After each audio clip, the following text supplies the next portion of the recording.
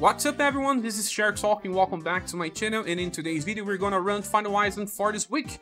This time we have two very no stages, the Slash and Blunt well, Slash and Pierce well, but there's one that has not appeared since we got to stage number 7, that is the Heat and Cold well.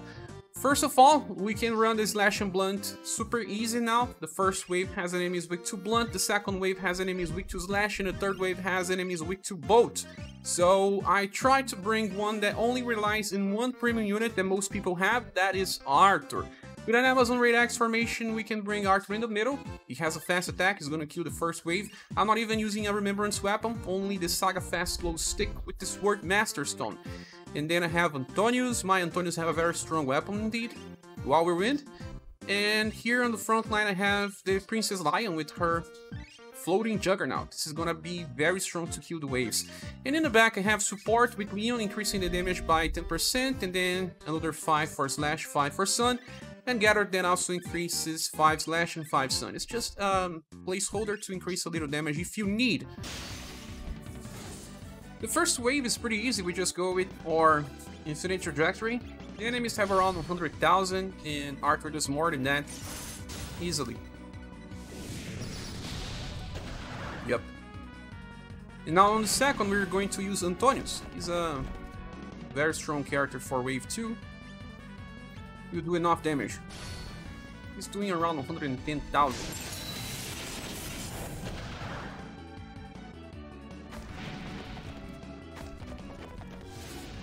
Last wave here, it's a combination of Princess Lion and Arthur. We're going to use Flowing Juggernaut and Earth Slash. Now for Antonius I'm gonna use Brusque Slice because I believe it has some penalty on speed, and Gather and Leon will use Steel Blade so that they don't attack. Arthur even attacked before Princess Lion. Floating Juggernaut, killing them both. And look who's here to celebrate the score. Perfect score, Pritinha.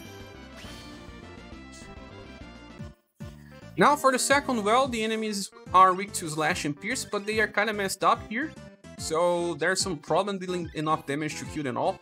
You have to bring some of your best attackers here. So my solution is to bring Noel. Many people will have him from Christmas Banner. And young Gustave on the front line with his triple crush, and he also buffs STR for the party. I even brought Rick in the back to buff STR too, and also Platinum Madeleine since she buffs slash damage. And besides Noel, I also have Halloween Silver. She's going to be very strong against the boss.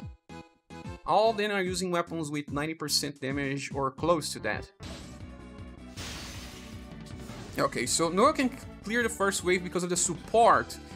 The problem is the crab that sometimes survives, so if you don't have this much support, you need to use another action. It can even be a normal attack, but your score will be lowered. Because we don't hit the weaknesses of the crab. There's a good character that deals good damage here, is Screen Healed, but I don't want to bring her here since I have the number of actions I need. Gustave with Triple Crush, Noel will use normal. I don't want Noel to attack, actually. I just want my Halloween Silver to attack after Gustave. Exactly what I needed.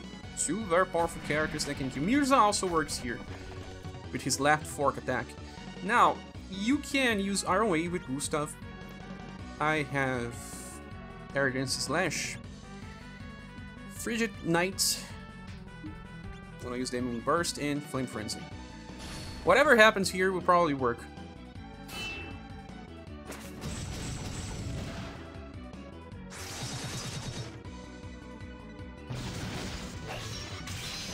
Yeah, no matter who attacks, it's still 6 actions.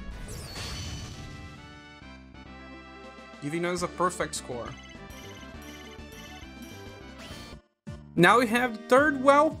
Heat and Cold enemies. This one is actually pretty easy because they are weak to cold, and we have a very powerful attack that will hit and all because they are aligned in a column. And that one is Waterfall Blade Plus. And I saved my Christmas Final Empress for this occasion because she's really very strong. I don't have Soji, but if you have Soji, it's going to be even stronger.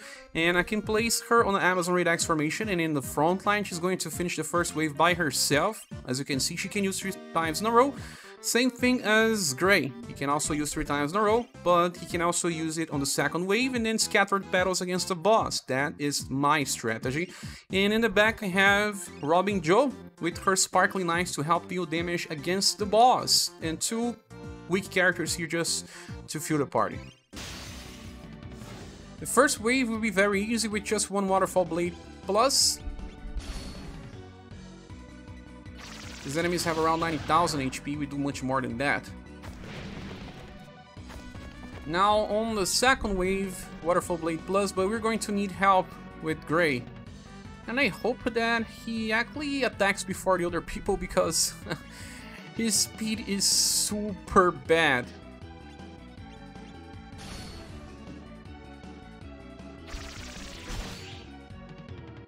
Yeah, he is not that fast.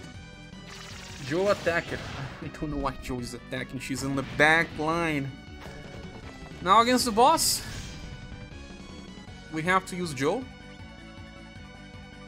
And Waterfall Blade Plus, Scattered Petals, and Sparkling Knives.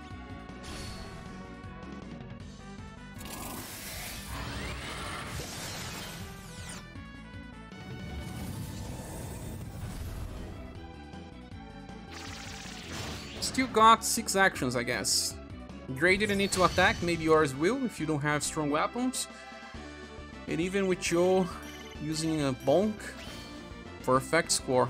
So that's it, guys. We finally got a perfect score without having to rely on very specific strategies. I guess from now on this is going to be easier. But thanks for watching this video. I hope it can help you with your Final Island runs. If you want to support the channel, there are links on the description of the video. Please join our Discord server too, where we talk about SaGa and other games in general. Hope to see you soon in the next video. Bye!